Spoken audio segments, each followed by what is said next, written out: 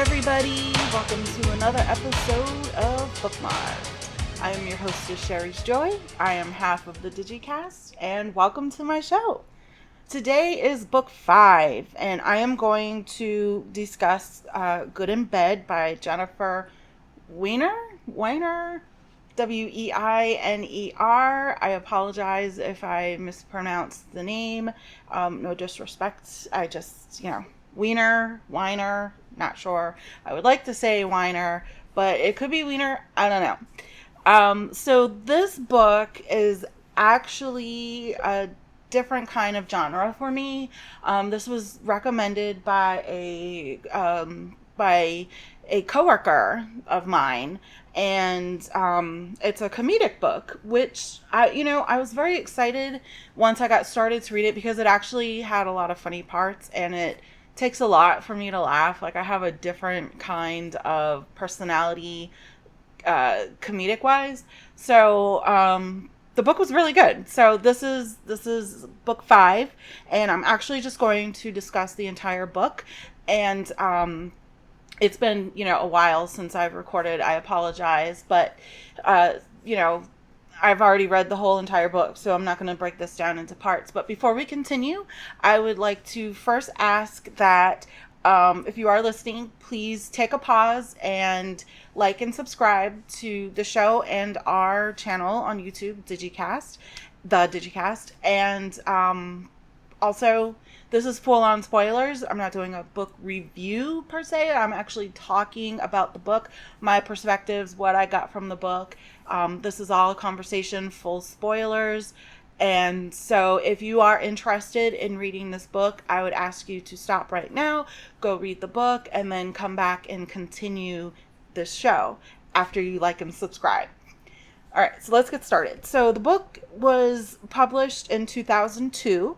So it was a little bit not weird, but I had to I'm like, oh yeah, this is before cell phones. So like when they had to use payphone or house phones, it was like, So, I had to keep reminding myself that this is like back in 2002. So some of these things, aren't the way that we did things in '02 isn't the way we do some of the, technology wise, the way we do things now in 2024.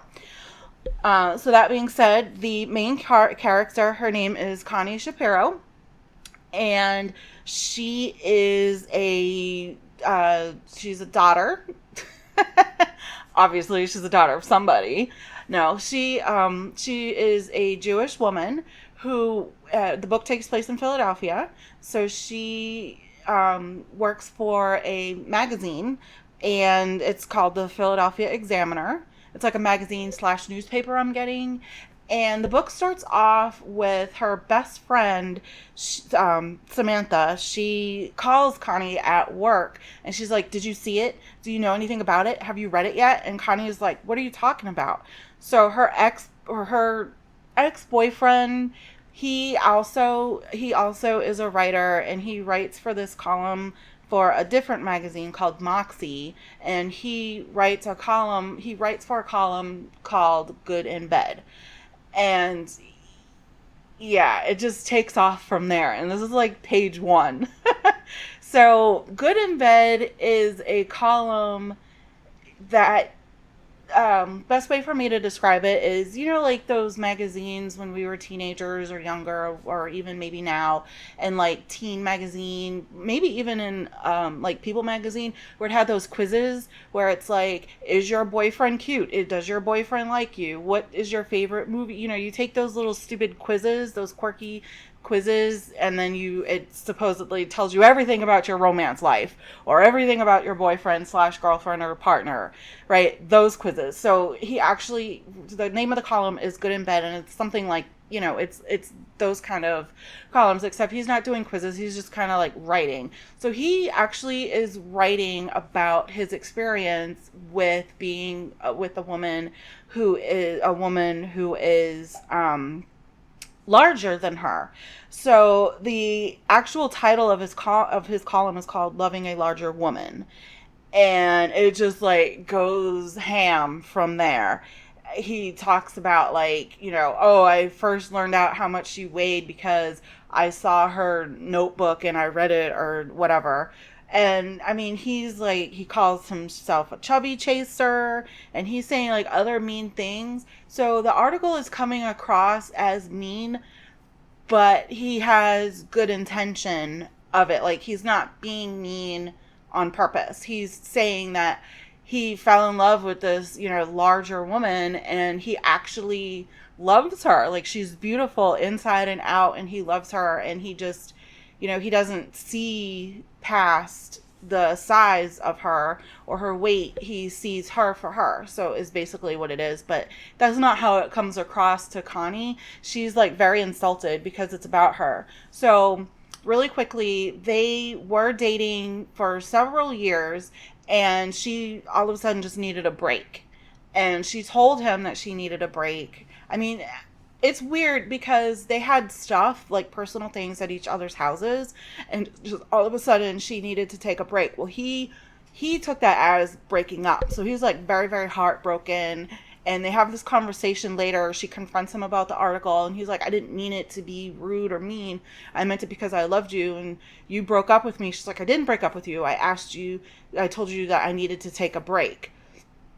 That really does to me sound like, breaking up. Like, I've never had that situation happen to me where I needed to take a break or someone needed to take a break with me.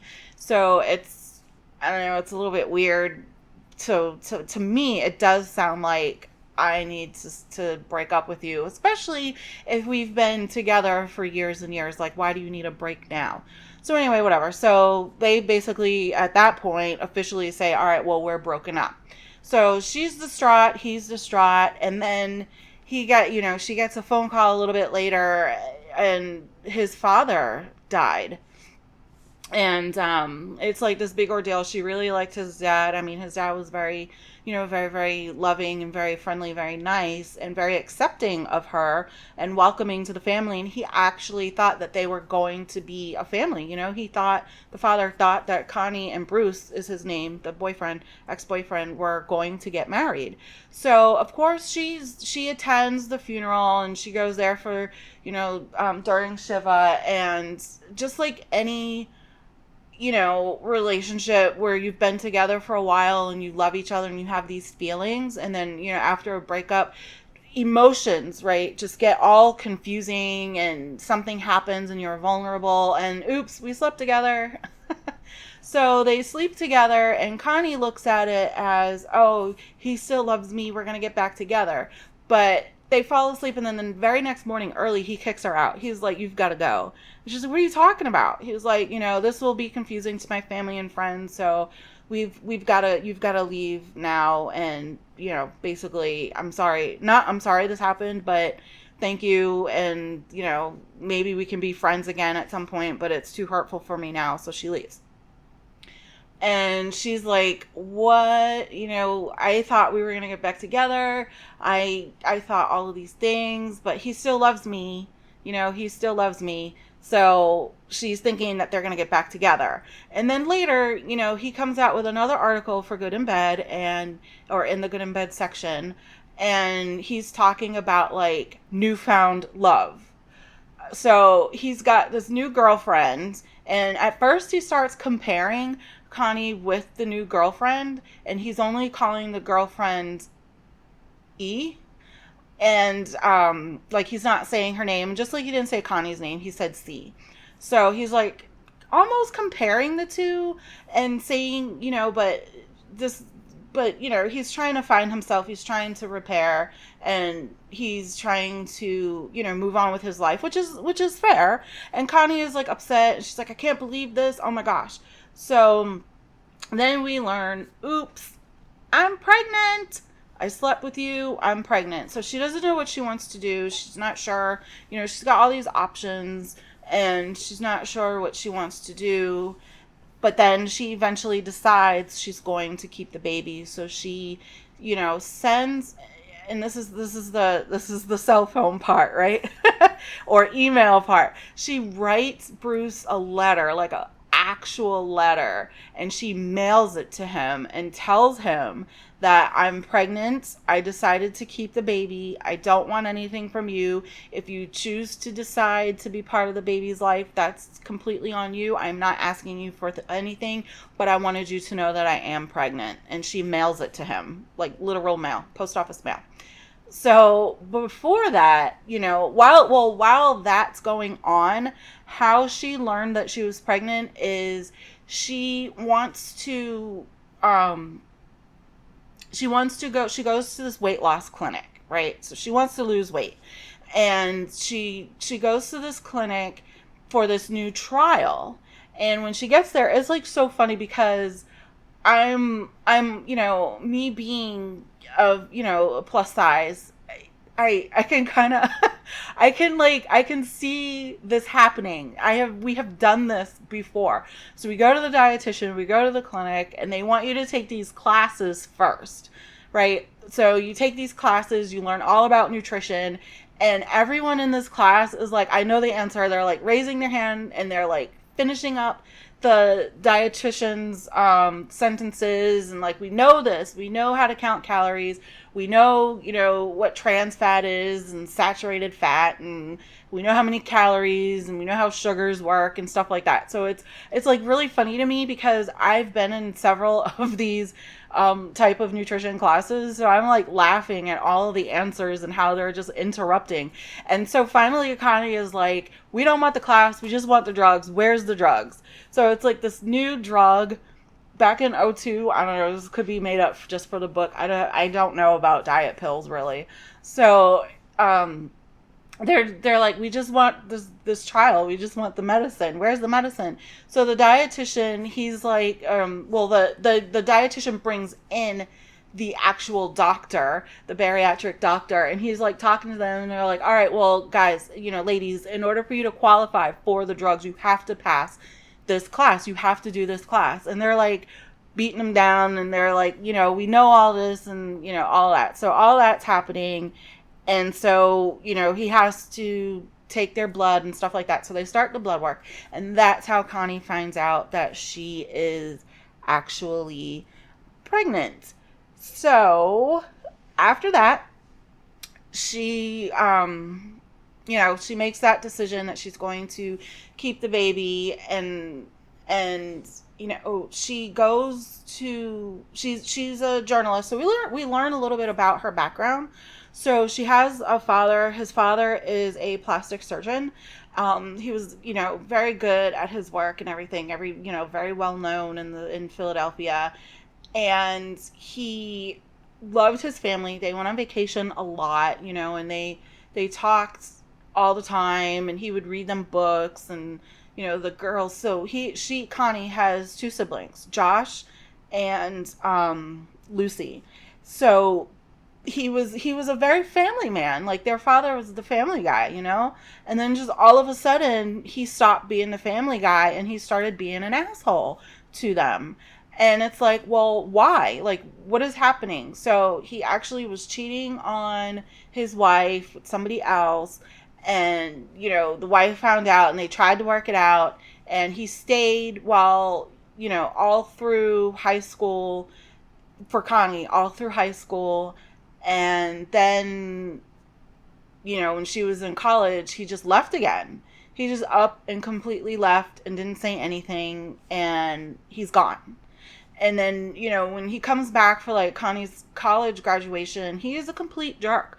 Like, he's talking about her, he's making digs about like her weight, and he's making digs about her being smart and not smart enough, and just such a jerk. Like, he's like, I paid for your college, but that's it. That's all you need from me, and that's it. And she's the oldest, so the other siblings are younger, so not that much younger. I mean, they're probably like 2 years or so apart from each other, I'm getting the impression.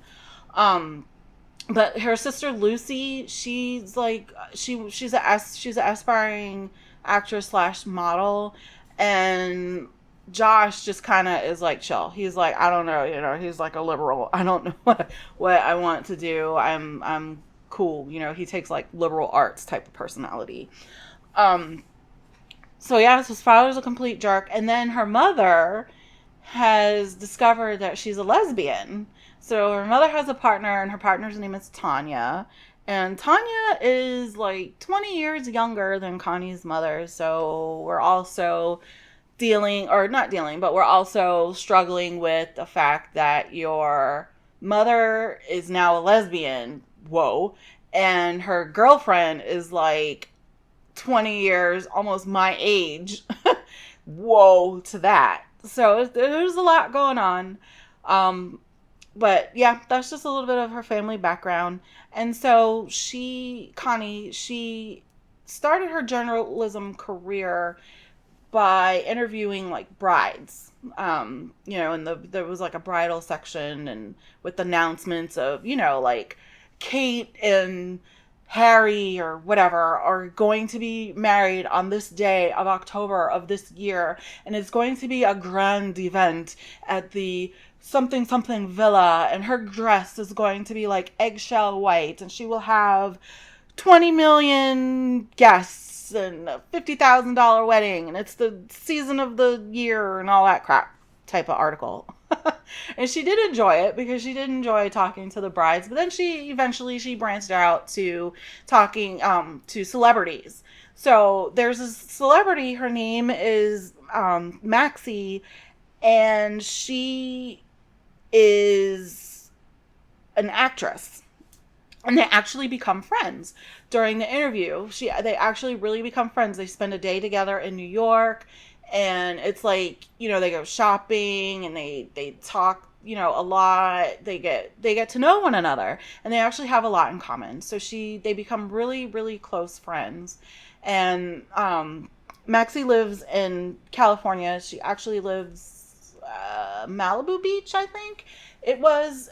And she invites Connie back there, back to her house and stuff. And they just, I don't know, they're just really awesome friends. And Connie finds out that her father is now a plastic surgeon in LA. Like, she actually runs into him, into his office, because Maxie wants to have some work done. So she goes to the plastic surgeon, and Connie goes with her because she's visiting. And she sees the posters, of the doctors and stuff, and pictures and stuff, and she sees her dad, and she just totally runs out. Like, she freezes, she runs out. And she's like, oh my God, this is my dad. And then she finds out that he has like a whole nother family. And so Maxie is like really talking to her and like, well, what are you gonna do? You can't just, what are you going to do? And so Connie goes back, she makes an appointment, under a fake name. She's very much pregnant. And, she meets with her dad, and the dad realizes that it's her, and he's like, what are you doing here? All stone cold. Why are you here? What do you want from me? Doesn't acknowledge the fact that she's pregnant, like literally at all. And just doesn't seem like he's not happy to see her. He's more like, what the heck are you doing? And Connie's like, how could you do this to us? You just left us, and you have like this whole nother family. You don't do anything for us. How could you leave us like this? You loved us before. What's going on? And he's like, I don't have time for this. I don't have time to talk to you. I don't have time for this at all. And, he leaves. And Connie is so upset. And, she's just distraught. She's upset. But she talks to Maxie, and, she gets herself together, and she's like, it's time for me to go back to Philadelphia. Because she's also developed a nice friendship with the bariatric doctor, Dr. K. And, they become friends as well. And I can kind of see a romance budding here between the lines and the chapters. He's calling her to check on her. She's been gone for like, I think she was in LA for like 2 months, trying to figure out her life. So Dr. K, he's calling her and checking on her, making sure she's okay. Prior to her going to LA, they actually ran into each other while she was walking to the store with Samantha, her best friend. They were like going shopping. She ran into Dr. K. He was out for a jog. And they ran into each other and they kind of spent the day shopping together, like grocery shopping. He was like, well, I got to do some grocery shopping anyway, so let's go. So they went grocery shopping, they were talking and stuff like that. So they actually become friends. So Connie, after she sees her dad, she's like, okay, I need to go back home. Like, I miss Philadelphia. I miss my friends. I miss my parents. Yeah, well, my mom and my siblings and my dog. She has a dog, Nifkin. So I want to go back home. So she gets on the plane to, leave LA to get to Philadelphia. And, and then also, I'm sorry. Also, during this whole time period, like it's 8 months, she still hasn't heard anything from Bruce. He never replied to her about her being pregnant, like literally at all. And he's writing more and more articles about how much he's in love, and his girlfriend is a kindergarten teacher, and she's so great with the kids, and she's lovely, and all these things he's writing in this article, which, I don't know, it seems weird to me. It doesn't seem normal to me, but hey, I mean, everybody's different, right? To each his own. Write what you need to write. So she's on the plane. She goes, she lands in Philadelphia, and oh my God, like, really? Who does she run into when she leaves the terminal? She sees Bruce and his new girlfriend, and she's like trying to make a beeline past them, but Bruce is like, Connie, and he runs over to her. Connie, how you doing? Oh my goodness, you're so pregnant. Wow. And Connie was like, good to see you, but not really, you asshole. So, Bruce is like, well, I got your letter. I just didn't know. I was going to call you. I just didn't know how to call you. I didn't know. I mean, pick up the phone and call. I didn't know what to say. I didn't know, what to do. So it was just kind of like 8 months later. Whatever. So Connie gives him a piece of his mind, because she's still upset about her dad, right? And all of that. She's emotional because she's pregnant. So you're emotional anyway. She's got all of these things happening to her, and she misses home, and then she sees Bruce and his new girlfriend, and he's like telling her, oh yeah, we're on our way to vacation in like Mexico or somewhere cool, somewhere tropical he's going. And she's like, you piece of crap. How dare you, talk to me like we're friends? And how dare you act like you care about me now when I told you what was going on? I mailed you this letter instead of calling you. I mailed you this letter to tell you I was pregnant, and you didn't respond in 2002. I guess what, in 2024 it would be a text message or an email maybe? I don't know. So she's like really upset, giving him a piece of her mind. And she acknowledges to herself that she's just upset about her dad. And it's not fair that she's putting all of those emotions and feelings into this lashing she's giving Bruce. Like, he doesn't deserve all of this. But then again, he does, she's saying. So she excuses herself. She's like, I gotta go. And she goes, into the bathroom. Well, the whole time she's giving him a lashing, the girlfriend keeps trying to interrupt. And she's like, excuse you, I'm not talking to you, type of thing. So she goes to the bathroom, and she gets herself together. She comes out of the stall, and who does she see coming into the bathroom is Bruce's girlfriend. And Bruce's girlfriend is, she's not, she's slender. Bruce definitely makes sure that the world knows that through his articles. And so this slender woman is up against, pregnant Connie, who's already emotional and upset. And she's like, why don't you just leave us alone? And Connie was like, excuse me, I did not do anything to you. He's the one that came over to me. And also, I don't have time for this. And she tries to push away, she tries to get around the girlfriend, and she's like, I've got to leave, but the girlfriend won't let her go. She's got her cornered, and she actually pushes her. She pushes Connie, and Connie loses her footing, and because she pushes her into like the sink, and she loses her footing, so her belly goes into the sink, and then she falls flat on her stomach, and it's like, oh my god, and she starts immediately bleeding. Girlfriend runs out of the bathroom not knowing what to do, and the next thing we know, like, Connie's in the hospital and she's not pregnant anymore, and she's like, where's the baby? So the baby, they had to do an emergency C-section, and the baby is on, she's premature, she's on a ventilator, her lungs aren't fully developed, and it's like this big ordeal. It's so dramatically sad. Is the baby gonna make it? Is the baby not gonna make it? So they go and she sees the baby, and she's so tiny, so small. She's in the NICU, and I can relate to that. My daughter was in the NICU for 2 months. She was premature as well. But with my daughter, this isn't about my life, but with my daughter, she was only on the ventilator for like the first 10 hours or something, and then she started breathing on her own, thank God. So it's touch and go here with Connie's baby, and she, eventually she's fine, so she has to leave the hospital. The baby stays at the NICU. So what Maxie did, Maxie finds out, and Dr. K finds out and everything. So what they did is they talked to Connie's landlord and was like, hey, these things are happening. We don't hear this conversation at all or read it, but they actually get the landlord to let Connie rent the first floor apartment, and they totally renovate it, and they make it brand new, and they modernize it for 2002.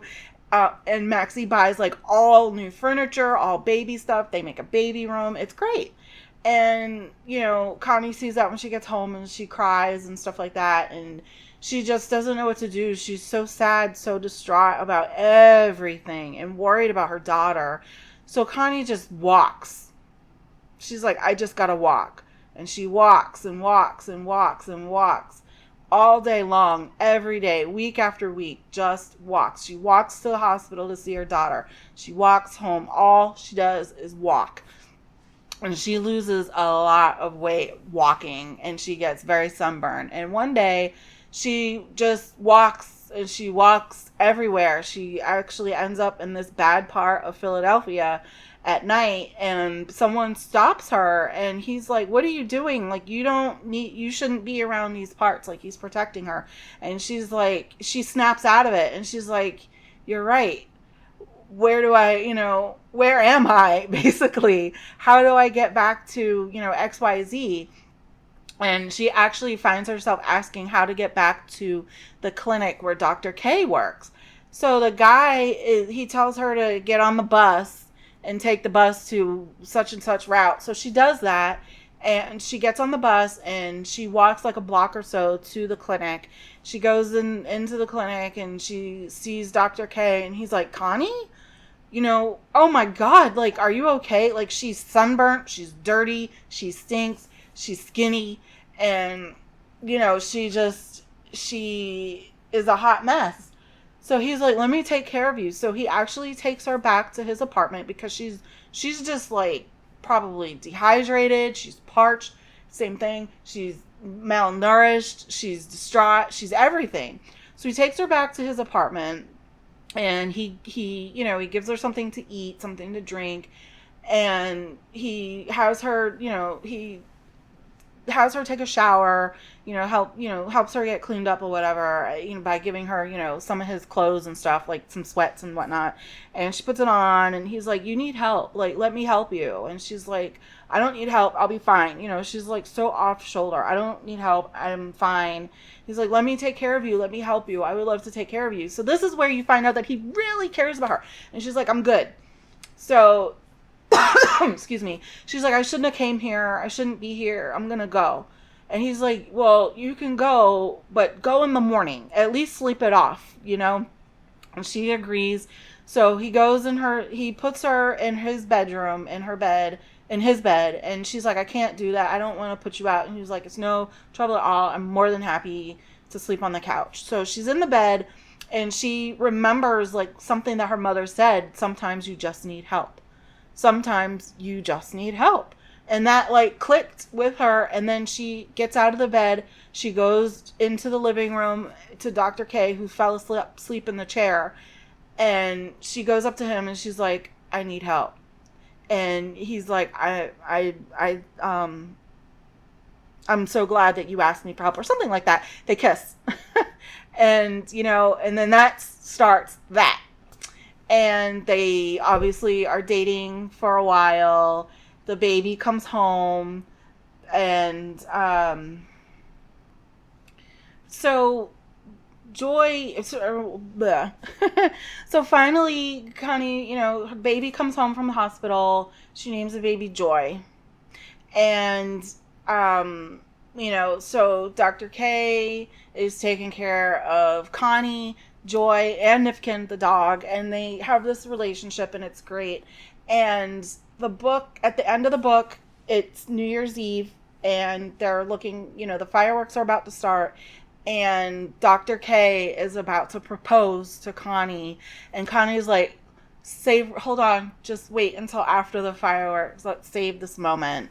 And, you know, because it's the four of them, Nifkin, Joy, Connie, and Dr. K, all enjoying the New Year's Eve night, such a beautiful night, and the fireworks.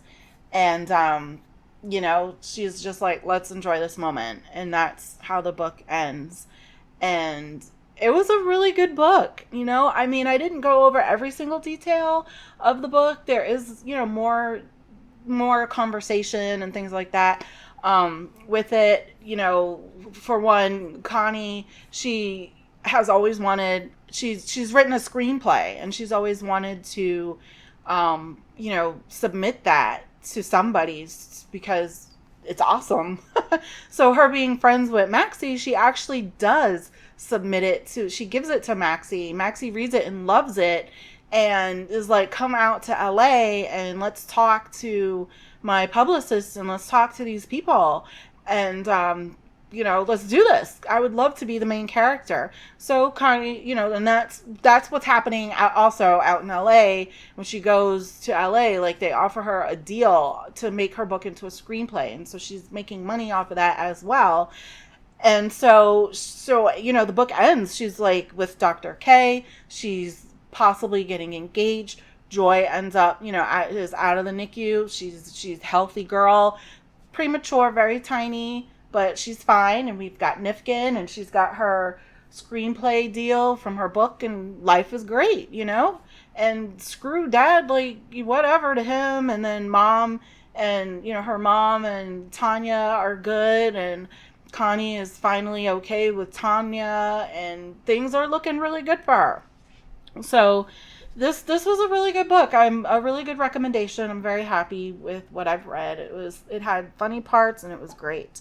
So if you are interested, book 2 of this of this book is called Certain Girls, and that was published in 2008.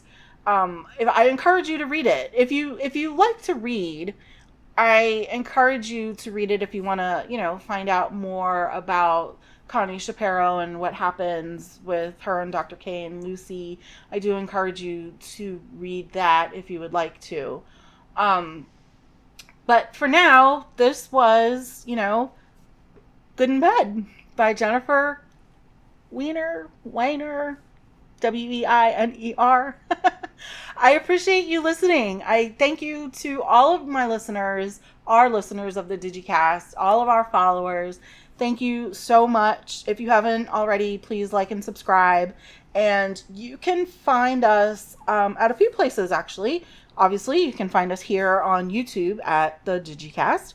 We have a blog, the DigiKast.substack, the DigiKast.substack.com.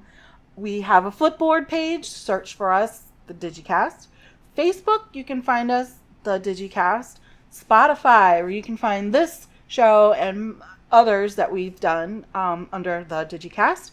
And please, please, please, check out our affiliate link for Amazon in the description below, and you'll see all the awesome things that we, purchase. We play board games. I read books. My husband, Rob is a tech guy. So we've got lots of things going on.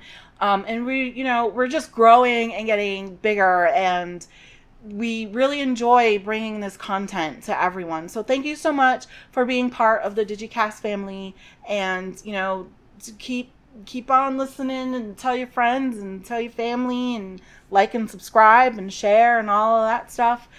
This has been book 5, Good in Bed, by Jennifer Weiner, Jennifer W. The next book I'm going to read that I'm going to discuss is Now I See You, Mountain Mystery Series book 1 by Shannon Work, and I'm going back to my mystery. So with all of that, thank you again. Love the world.